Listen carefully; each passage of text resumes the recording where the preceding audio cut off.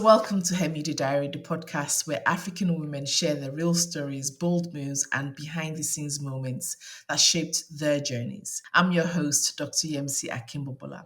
And with each episode, we're pulling back the curtain on what it really means to build a media career, to break barriers, and to stay true to your voice. So, whether you're just starting out or already making waves, this space is definitely for you. Today's guest is a brilliant force in the AI world. Deborah Kanubala. She's a PhD researcher in fair machine learning, a lecturer, and a fierce advocate for equity in technology. So, in this episode, Deborah unpacks how generative AI can deepen gender based harm, especially for African women, and what it means to build ethical, inclusive systems from the ground up.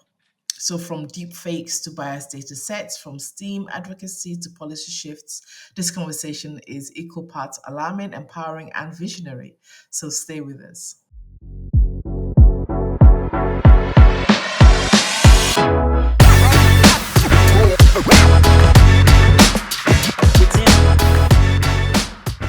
Deborah, it's a pleasure to have you on the podcast. Welcome to Her Media Diary. Let's start with your story. You grew up in northern Ghana, I believe. You studied financial mathematics, and now you're doing cutting edge AI research in Germany. So, what led you down this path? Did you grow up thinking you're going to end up down here? That's a very long but very interesting question to know about. So I was born in Bolgatanga. That's like the Upper East region of Ghana.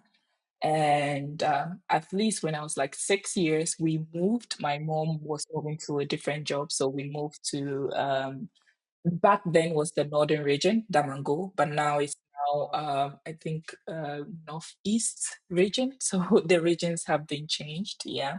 So we moved there, and the interesting thing was that I actually didn't like mathematics growing up. Okay. Wow. Okay. And then Okay. then it's like, okay, how did you end up here? Yeah, I actually didn't like math, and I don't know whether it was the teachers or it's just that I just didn't like it, right? I somewhere in junior high school too, we had this math teacher. I still remember his name very well, Mr. Joe. And I think the way he probably explained concept was completely different from other teachers I've had before. And I then started after class. Usually, I would want to go back to go through concepts in class and all of that. And I remember the subject, it was algebraic expressions. Okay. Wow. God, such And a scary title. he used like analogies like, oh, how can you add mangoes and oranges, those kind of things, right? Okay, so So quite relatable things you can relate to day to day. Okay. exactly, exactly. And I think that as teachers, probably it's important to be able to make such connections. It's easy for students to follow. So I think that was what happened. And yeah, it just became much more interesting for me. Every time after school, I would just go over the materials. And I realized I started getting better. And I was like, okay, it's not just bad. And yeah, from there, I proceeded senior high school. I took elective maths, and I just knew I actually didn't have a program in the university in mind. I just knew that I wanted to do something related to math and economics, something in between those areas. And I think my mom also helped me a lot, and we settled on financial math. So I went to do financial maths, and then afterwards, I applied for a master's studies with the African Institute for Mathematical Sciences in Senegal and got accepted. So I went for that program. And it was also during that program that I got to know about machine learning, got to know about coding. I pretty much didn't know anything about that. So, but during my first master's program, I got exposed to that. And I was like, okay, I think I really want to dig deeper in this area. So I did a second master's with this prestigious scholarship, African Masters in Machine Intelligence. Yeah, so I did that program, and from there I worked as a lecturer at Academic City University. So I was teaching courses in data science and machine learning, and whilst also working remotely with a Canadian-based company as an NLP engineer. So we did some projects for the Bank of Ghana and some other banks in Africa before I started my PhD. So it was like it wasn't a very linear path, I would say. And it's not that I planned my life from beginning to end. It just happened that, okay, start from this, okay, I'm interested in this area, and then you keep building on it. That's how I landed here. Yeah, I mean, life is hardly ever linear, and it's always linear when you look back. It kind of makes sense when you look back. Okay, yes, this led to this and led to that, that kind of Yeah. thing. But it's so interesting how your story there started from the simplification of math education, Mhm. right?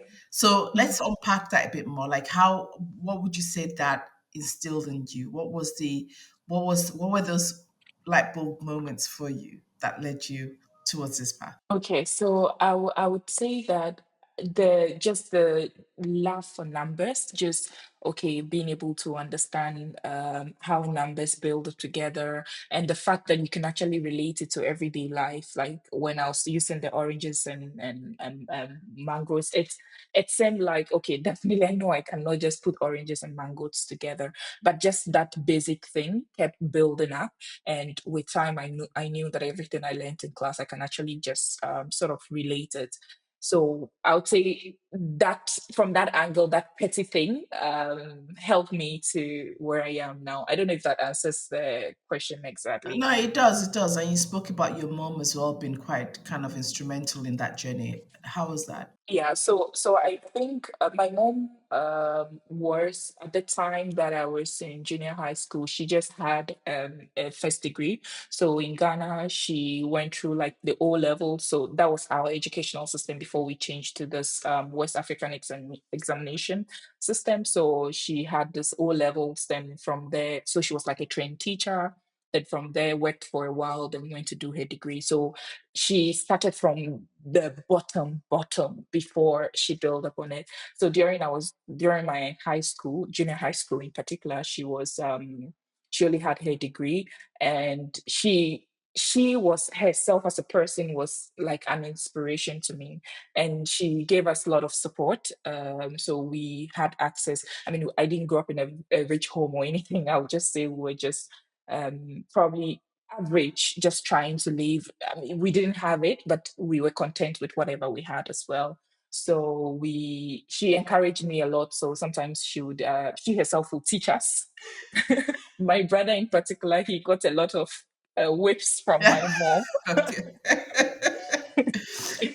So yeah, she would encourage you and all of that. So for me, it was always like, okay, I didn't like math, then I started liking math. So she gave you the support, and so after it was more like, what do you want to do? And she left onto her alone. She would have said I should go to do nursing because becoming a nurse at that time in Ghana, you would at least get paid. You'll have your job guaranteed afterwards, right?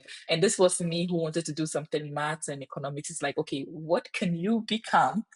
Right? Are you going to become a teacher or something? But she didn't discourage me, which was great. It was more like, are you interested? If you are interested in that course and this is what you want to do, you go for it. And let's see where that leads you. And I think that was actually good that she didn't force what she wanted down my throat. And that probably would have killed all, probably my dreams, and maybe my path would have been different. I don't know. It may have been for the better or for the worse. So I don't know. But my mom played a huge role in our upbringing generally. And yeah, and I mean, she made a lot of sacrifices as well, a lot of them, right? I remember one day she actually told us that if if she doesn't even have money or she has to sell her last material to pay fees for us to go to school, she was willing to do that. And for me, that meant a lot, like to what extent that she can go. I mean, generally, women, we want to look good, we want to wear all the Ankara outfits, and this was a woman who was willing to even sell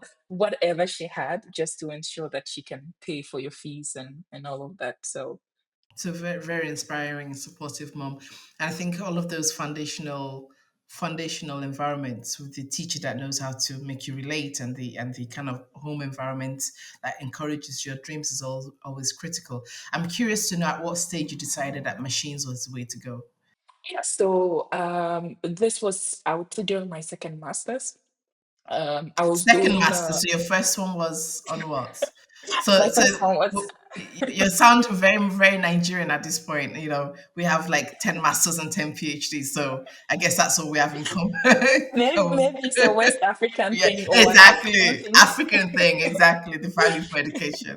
So Yeah. your first master's was in what?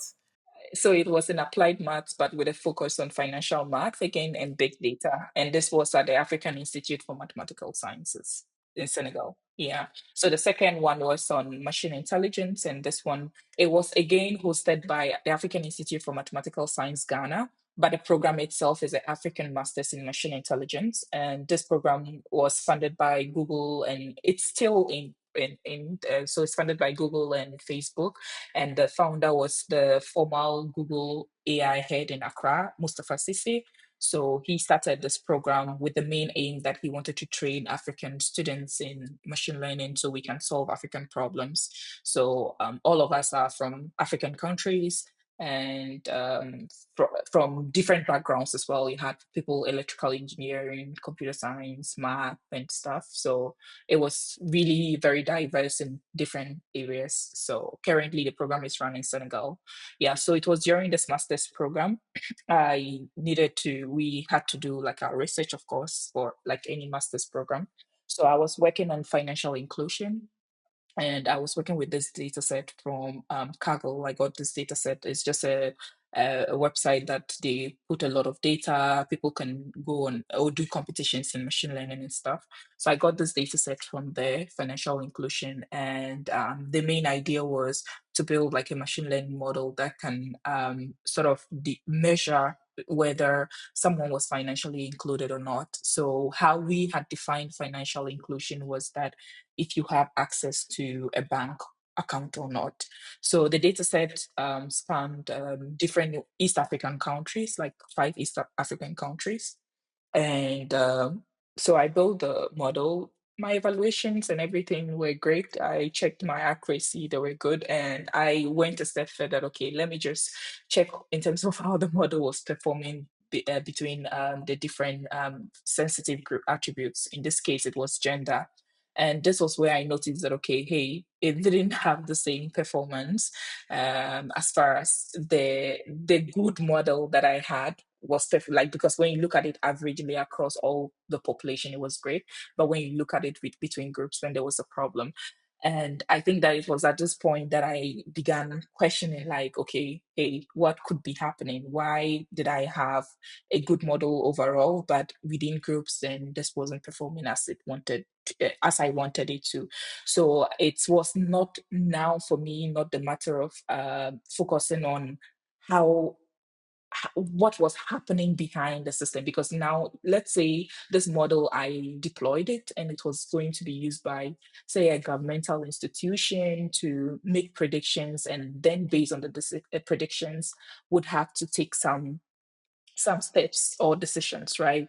What is going to happen to the group that the model wasn't actually performing well at? It means that if you want to take a decision like, okay, distribute resources, some of these people would be left out because the model wasn't accurate in that sense. So this was what prompted me, or I developed the interest in terms of looking into fairness or understanding the impacts of these predictions generally. Okay, Yeah. really interesting. So we're going to take some steps back because some of Mhm. us do not understand what you mean by machine learning. Right? I mean, I have a vague idea, but I think for a lot of our listeners, they'll be thinking, okay, what exactly in like our level, not your level, like in our level terms, what is machine learning, and how therefore what makes the gender and the fairness really critical as part of machine learning, if that makes sense. Yeah, so machine learning, I like to always relate to machine learning like how we also learn as human beings in a way. I mean, growing up as a child, usually you just learn either from things around you, right? I mean, for example, your parents start speaking to you in your local language. You keep hearing all of these systems. So you think about it that you're just collecting data. in your head, right? And as you're collecting the data, you're processing it. And that's why the moment you begin to talk, you don't end up speaking in German when you are, say, in Ghana. You already start speaking the language that you have been hearing, all the data that you have been collecting, in a sense, right? So I like to compare machine learning basically to something like that. This time around, we are not looking at it as a human being learning or taking in data and processing it to do something, but rather from the machine perspective, right? So if you have a machine, you're able to collect some data from this machine. You can draw patterns that, okay, come, for example, in my language means wa. So you can connect these things, and then with the machine can connect these dots and begin to learn that, okay, if you want to say come, you can say wa. If you want to say go, you say ga. Like that's like in my language, right? Yeah, so you can think about machine just learning from data and then being able to perform a particular task. So whether is it in being able to translate sentences or make predictions on who should be granted a loan or not, to just do different things. So I mean, in very layman terms, this is how I would describe machine learning is. On the second part of your question with regards to how gender, it asks about how gender comes into all of this and why it even matters, right? So I think one of the main reasons why this people believe that it's the case, we human beings generally are biased. We have our own stereotypes. You meet some people, and just from their appearance, you can already conclude, oh, they'll be this, they'll be rude, they'll be kind, they'll be nice. I mean, sometimes the stereotypes are right, other times they are not, right? So what that means is that, like I said, machine learning also works with data, right? So I'll pick a case of a loan approval. So say I'm a bank manager and someone walks up to my bank and say, I want a loan to probably buy a house. And usually you have to assess on various factors. But at the end of the day, I think, at least from my little experience with internship at the bank, sometimes the person actually processing can also give some input in terms of whether this person would actually be able to pay back for the loan or not. And Yeah, being yeah. deciding on this, you could include or have your own stereotype that can influence your decision. So it can influence your decision that you may end up not giving someone the loan, and the impact of not giving the person the loan, meanwhile this person would have paid back, could be the negative effect could be super high on the person, and as the bank, you also lose. You could also use your stereotypes to influence your decision, and you end up giving a loan to someone who actually doesn't pay back for the loan. And the impacts of that is that the credit score of this person just drops. It affects the person. So in the future, if this person has to apply for a loan again, it's going to be very difficult. And you as the bank also loses out money, right? But then this is some action that has been performed. You took some decision, it goes into your database, right? So after a while, you have this large database of data of people you've given out loans to in the past that have paid back and those that did not pay back. And then you decide that, okay, I use this data, I want to automate this process such that you don't need, say, 5 or 10 bank managers to sit and decide who should be granted a loan or not. You want to use machine learning to learn the decision-making process, right? So you build these models, forgetting the fact that this data could have been historically discriminated based on, like I used the stereotype, right? So you use this data, build a model. What the model does is just to learn from the data. So if there is any historical bias or discrimination, it only learns from it and potentially could even amplify the existing bias. So if there was some gender discrimination that has occurred in your bank previously, and then you build a model with that, you would only continue propagating this problem, right? So, and that's why it's super important to look into the details of if this data you're working with has been probably historically discriminated, or even in the process of the model building, have you probably assigned higher weights to some particular groups of people knowingly or unknowingly? Right, you could have done that from the machine learning engineer's perspective. So these are some of the things why it's important to do these things, because at the end of the day, once you have the model, you want to deploy it, and then there will be a feedback loop because you're going to deploy it. People will keep using the system.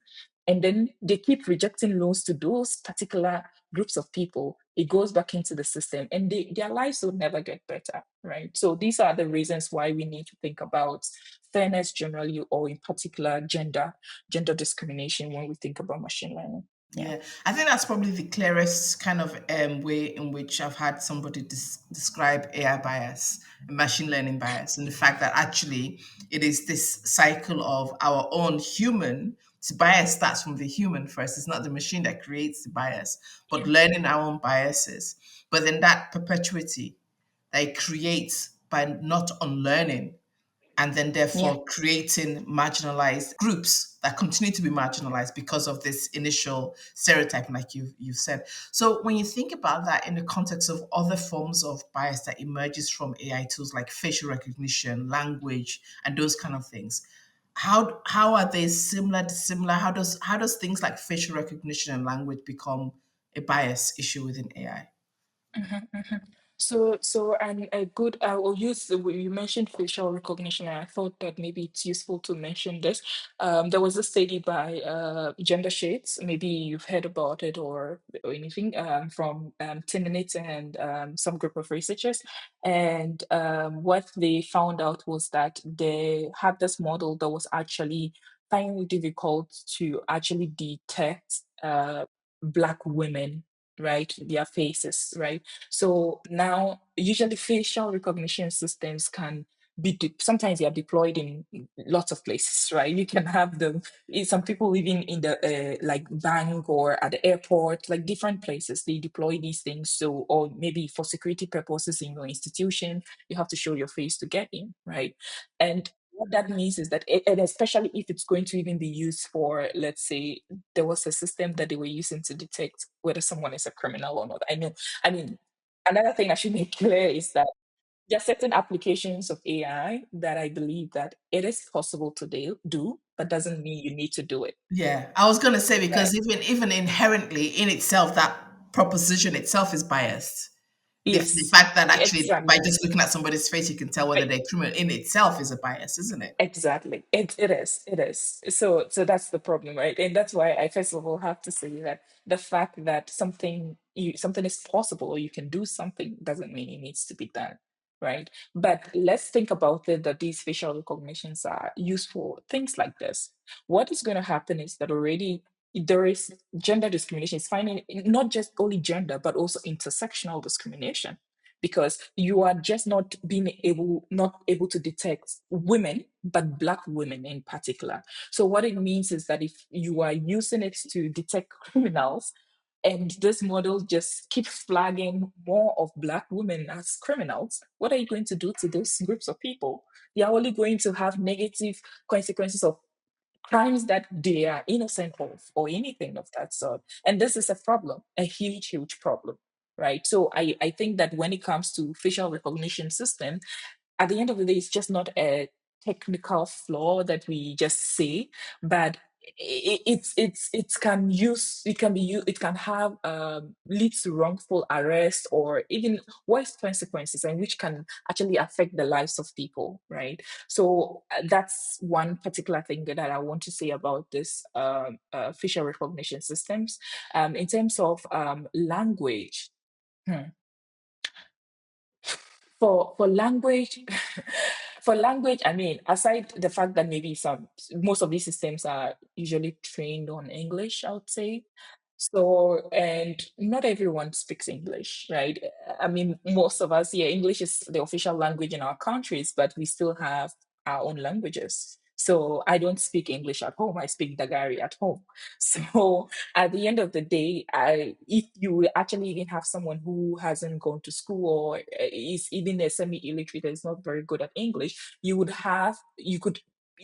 be hard for this person to actually get whatever information they want from translation systems. Like if you use a language model, a large language model to do, let's say, translations, right? You could lose out in these translations, and certain contexts are just peculiar to the words, and it will be hard for you to actually contextualize it from a cultural setting to get certain information.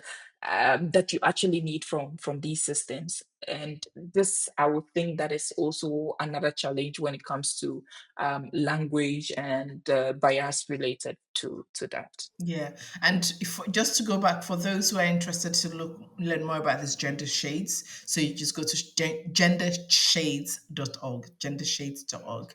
And Mhm, just to add to what you're saying there about language and English, only 17% of the world speak English.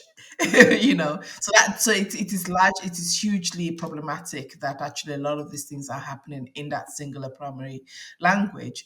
And it's mhm, something that this lady Sophia Kiani, I think it is, who gave a TED talk some mhm, time back there, around, I think it's about 2022. She gave a TED talk about how the language of climate change is predominantly also in English, which means that yeah. there's thousands, millions of people who cannot access even kind of UN level documents that highlight the issues of climate change, Mhm, etc., who are not even able to engage with it because of that language barrier. So it is mhm, quite a mhm. significant thing for us to consider. Yeah, I mean, talking about climate change too as well. I mean, I really like this paper. Again, this is also from Terminate et al. Or they call it stochastic parrots. And also there's this other book from Kate Crawford that talks a lot about, I mean, these large language systems, right? Because the thing is that they are trained on not just millions of parameters now, but billions of parameters, right? And whilst you're training these systems, you actually have some carbon emissions, right? And this, at the end of the day, we are talking about language. Probably our poor grandma who cannot even speak English has never known anything that there's ChatGPT, there's Gemini. They don't know anything of that sort, right? And yet, at the end of the day, climate change is going to affect all of these people, right? They haven't done any, they don't even have the benefit of it. And the people, at least if you benefit from the thing you were creating, you know that it's a consequence. You get something and you lose something. But now I don't even gain anything and yet I'm losing everything. And this is also, I think, something that I would also say has to do with more of bias, like because in this sense these people have been biased by not getting access to all of these systems and all of that, and yet they suffer the consequences, right? So that's also something I wanted to add when you spoke about climate change. I mean, I would even go beyond saying bias to these people. I would say it's inequality violence, right? You're not benefiting, you're not accessing, you don't have the same level of access, but you bear the consequences. And that consequences is a form of violence, as well. So I think it's quite a substantive area for us to kind of pick up on. But talking about violence, and we've done a lot of work around gender-based violence.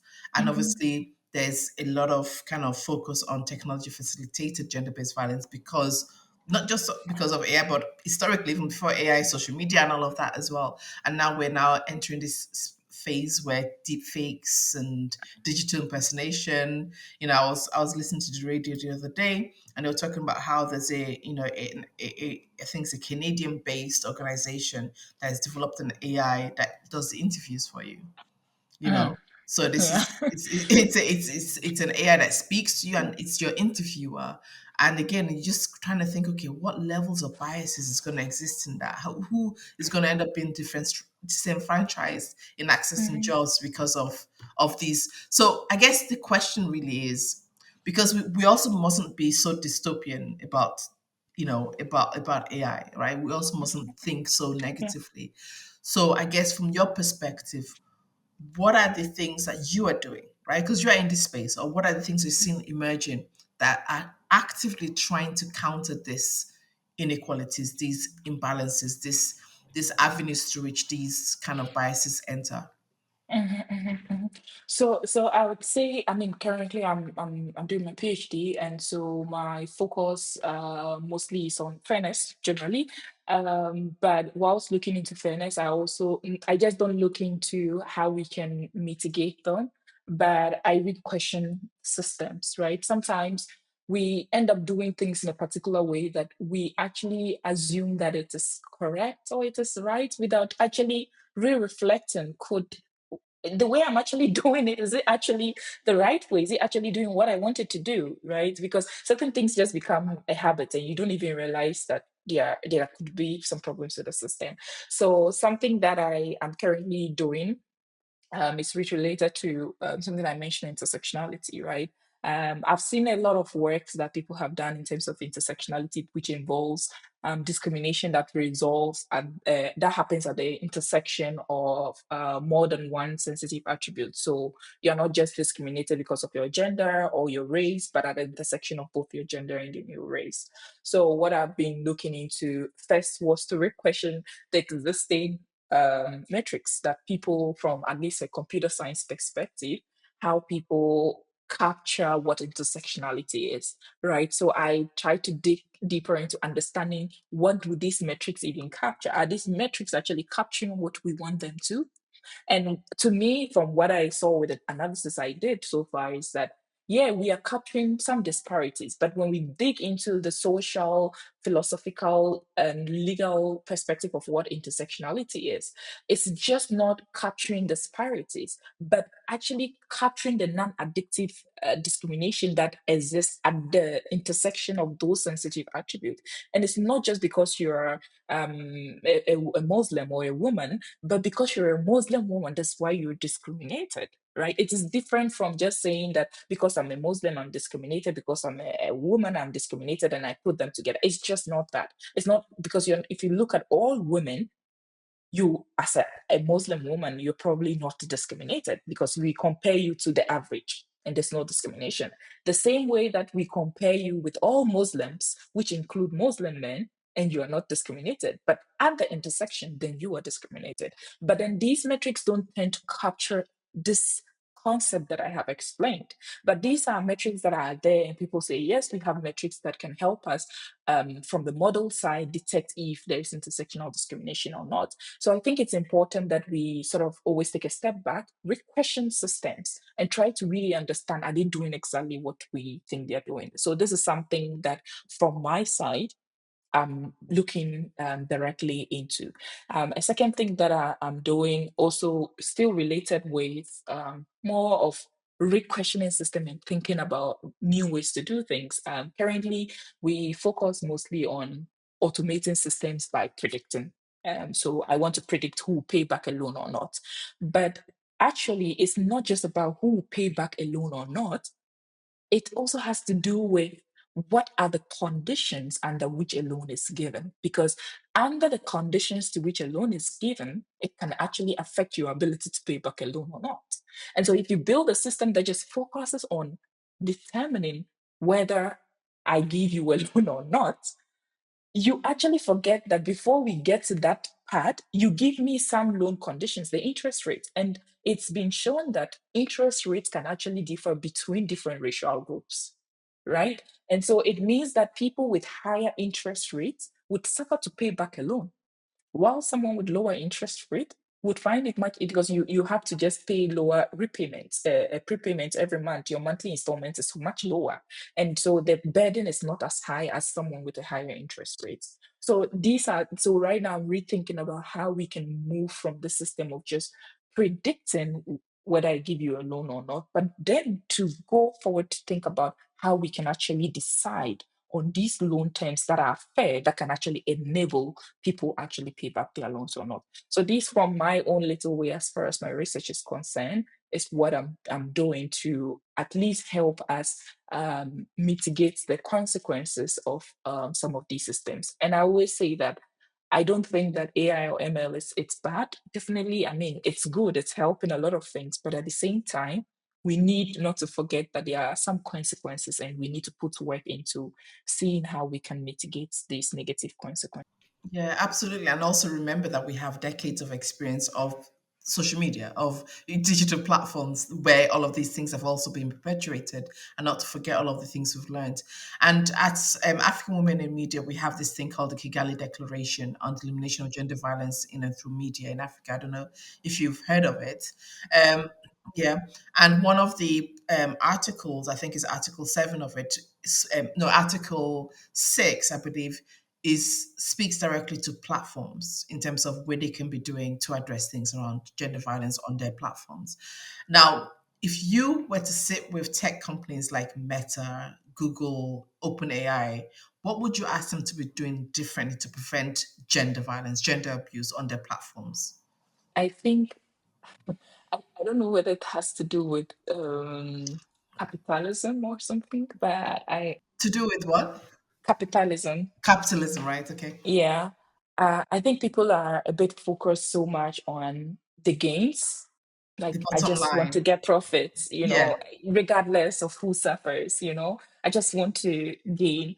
And for me, if I have to sit down with them, I would say that investing into research or work that focus on auditing their systems should not be an afterthought. It should not be something that they do at the end of it just to pass through laws of certain countries, right? But it should be something that they need to embed in their system, their entire modeling system from the start, right? And they need to audit the system at every step as they keep building. Aside that, it's important that whilst you're auditing, I don't want you to audit with a team of all say white males, right? This is I mean, definitely, I know that they may think differently, but probably the things they see or how they reason about things, they might reason it slightly different, but may not be able to detect things that could actually be affecting groups of people that do not necessarily look like them. And so it's important that we create this not just gender balanced teams, but also even racial balanced teams as well. Because when you don't experience something or you don't go through something, it's easy for you to just not even realize it's happening, right? So it's important. If I have to sit with them, one thing is to tell them that it shouldn't be an afterthought. And it's important to create diverse teams that can at least help them in the auditing process to think from different perspective, ways of doing things, and potentially also transparency. I don't think these organizations are very transparent in the way they do things. Their models, they tell us that the models are open source and all of that, but definitely I don't think they give us the whole picture. We don't know all the things that go into the model development process, all the features they use to do their model fitting, how the weights are gotten. And I think that it's important that they are transparent in whatever they do. Right. So these are, for me, if I have to talk about it, at least from where my research stems from, these are some of the things that I would want to touch on. Hello, Hermida Diary listeners. Permit me to introduce to you the Kigali Declaration on the Elimination of Gender Violence in and through Media in Africa.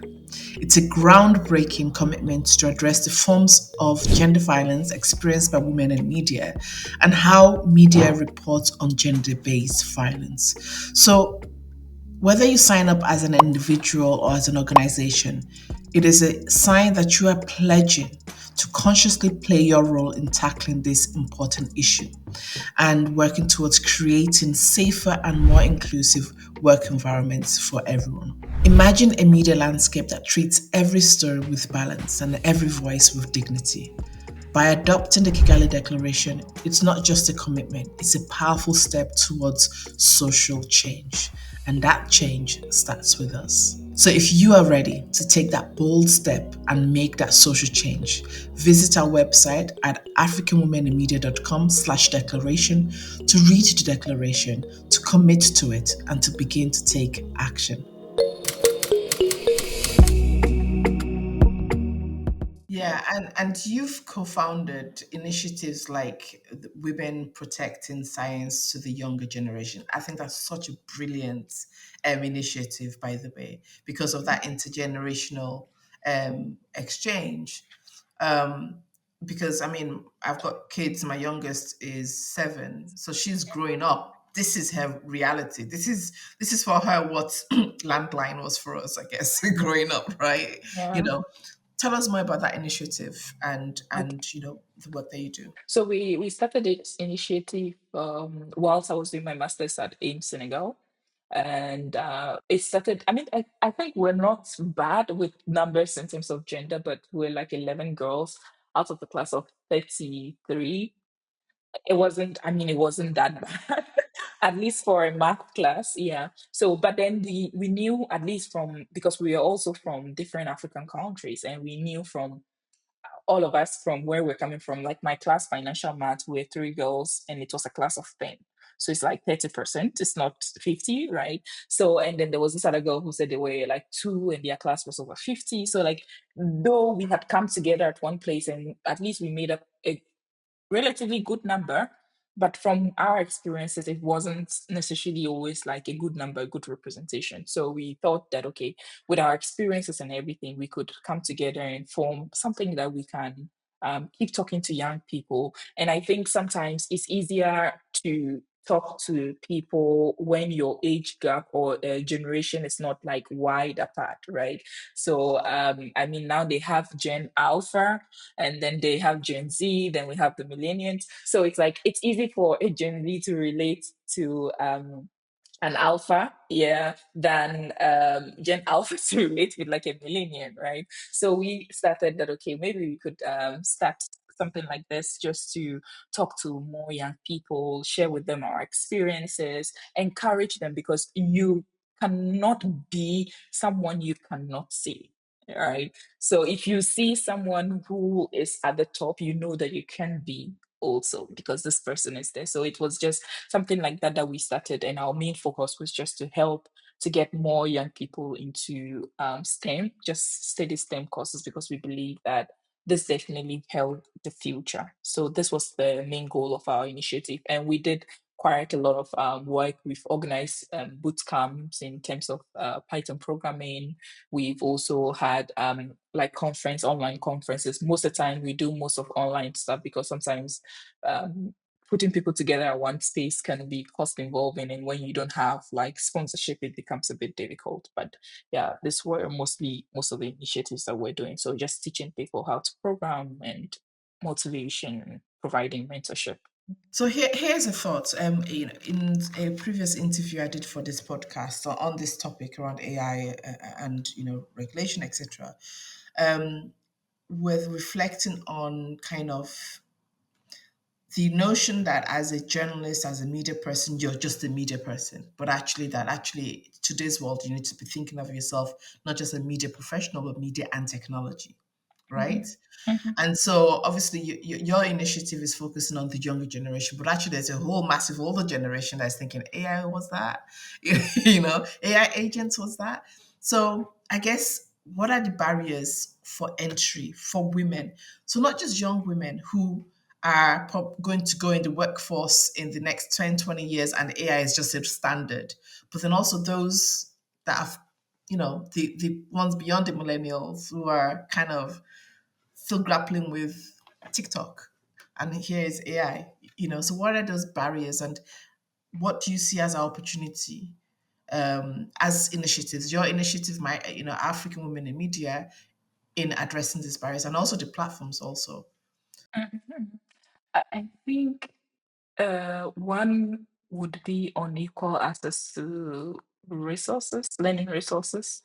Um, and this can come in various formats. Either not just because they are not available, like if you go online and you say you want courses on machine learning, you get a lot of them, but some you have to pay to get access to them, right? And I think the last time I was actually at a workshop where I mentioned this about accessibility and costs and affordability. That's the right word, affordability. That I mean, if you pick ChatGPT, for example, a subscription a month is like $20. And if I can go back to Ghana and I convert $20 to Ghana cedis, it's a lot of money that someone can spend at least in 2 days for or 3 days for a meal. In fact, not everyone a day can earn up to $1. It's not it like averagely, right?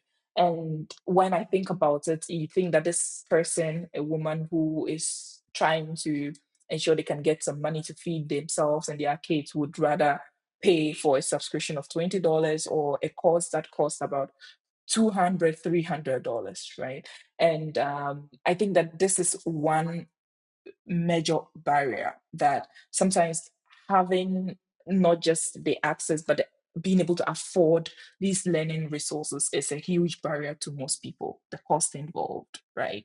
And the second thing to, in my opinion, at least for now, when I look at my colleagues, has to do with work-life balance. At the end of the day, yeah, we are women, and you want to. I mean, aside working, you also have like a life. You have a family. You want to be able to be there as a mother for your family, and you also still have to work to get money, right? So it's like, and you have to upskill yourself. So it's a lot of tension and demands of your time, which is sometimes super hard, that can create some barrier for you to even get into the field of AI, because you need to upskill yourself, right? And with the demands of family life, it's super hard to be able to navigate all of those challenges. And I think this is also another challenge, in my opinion, that there's so much to balance out.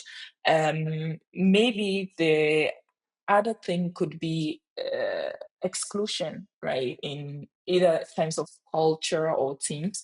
I mean, depending on where you are or where you're based, like if you are based, let's say abroad or something, where you have fewer representation of generally either African women or Black women, sometimes certain things you can actually, you can be overlooked in certain things, or you are questioned more than other people, like male peers, or let's say other white women, in terms of your decisions or your assigned tasks in jobs and stuff. So, and that can have an effect on your self-esteem, your self-confidence, to even think that you can even learn some new things. And I think that sometimes these things that happen indirectly can actually also cause some barrier to want to get into entering the field of AI. But I think for me, most importantly, would be the affordability of these learning resources. Yeah. And are there any innovations or stories, best case stories, in AI in terms of on the continent right now that is really giving you hope, especially addressing these things that you're really passionate about around fairness, around gender equality, etc.? Yes, I would say definitely. There are lots of grassroots AI communities in Africa right now that is growing, and it's incredible. I actually also have one. We have this Women in Machine Learning that we started, which I co-organized with some other colleagues. And I think that that's super amazing. We also have like the Deep Learning in Daga, which is like an annual gathering of machine learning and data science engineers. And it happens every year in one African country. And this year is happening actually in Rwanda. And there's also AI Saturday Lagos, that it's in Lagos, and their main focus is just to help people get started in the field. So in terms of these grassroots communities, I think the growth is huge. Aside that, there's also lots of work or startups that are focused on solving African problems. A colleague just created an app that she called the Ma app. I should say shout outs to Asada. And the main idea of this app is to help African mothers, right? So this app, you can use it to keep track of your antenatal visits. You can use it to keep tracks on, say, if you have to take folic acid. So it's both for people who are trying to be mothers, or who are already pregnant, or postpartum, right? So it can help just different caliber of women depending on which stage you are in. And I think that this is definitely incredible. This has to do with us as people and what we really need. Also, these big companies, that Google right now is in Accra, Ghana, and their work focuses on solving most of African based challenges. So I think this growth for me is amazing, notwithstanding that there's also focus on thinking about the ethical implications. So at the Deep Learning in Daba, there's this Trust AI workshop that will be happening. And the main idea is just to discuss trustworthiness of AI, accountability, transparency of these systems. And I think that it's amazing to see these kind of conversations already kick in place, right? And other governments in other African countries are also doing well to come up with their own national AI strategies, such that it can guide the respective countries in terms of AI development. And I think for me, um, seeing this growth of AI ethics in the community is really great. And it's not just about adapting to AI tools, but we should also contribute to shaping them. And this actually gives me some hope for the continent. And lastly, what advice would you give to any woman in Africa who wants to, break those barriers, venture into machine learning and AI, but just don't know where to start? So, first thing I would say is believe in yourself, and most often we are always more capable than we think we are, honestly. And that's the first advice. And I would say that don't wait for tomorrow. I would begin tomorrow. Just start small. Just stay consistent. Get your laptop. I mean, now there are apps that you can actually learn how to code on your apps. Just start gradually and keep just be consistent, just start small and keep doing this. And it's also important to find the right support, like people, right? Because either you're joining a local community or you get a mentor, or you find people who you can easily talk to and share whatever challenge you're facing. So it's really important to also find that, such that when it becomes difficult, you can share with them and just own your own perspective. We are all different people, and our lived experiences are definitely different, and we don't have to do things in the same way. So just own your own perspective and run your own race. Don't let anyone pressurize you. So, yeah, that's what I would say. Wise words from you, Deborah. And I should say that as of 2 nights ago, I started the process of developing my very first AI agent. Mhm. So thank you. So I'm looking forward to I'm not going to tell you what it's for. It's, it's very basic. It's nothing so extravagant, but it's just, like It's you a said, step. taking those steps. Exactly. Yeah. And, because I hear about AI agents and everybody's saying, oh, you could be the next millionaire. You could be, and it's not about that. It's just actually about just what the hell is this AI agent and how do I do it? And actually, I believe once you get started, like you said, more will follow, and that's how you learn. So thank you so much for your time today, Deborah. It's been a pleasure speaking with you. Thank you for having me, and I really appreciate the invitation. So, as AI continues to evolve, so must our frameworks for ethics, for fairness, and for protection, especially when it comes to women's safety and visibility on these platforms and through these tools. Deborah reminds us that justice has to be built into the foundation of every algorithm. So, thank you for listening to Her Media Diary. If you found today's conversation inspiring, don't forget to subscribe, leave a review, and share this episode with someone who needs to hear it. If you'd like to join me on an episode of the podcast, send me an email at yemc@africanwomeninmedia.com. And you can look at all of our other podcasts on hermediadiary.com. So subscribe to Her Media Diary through your favorite podcasting platform. And you can also tune in through our partner radio stations from anywhere across Africa. And don't forget, join the conversation using the hashtag Her Media Diary. So until next time, stay safe, stay curious, and keep amplifying the stories that matter.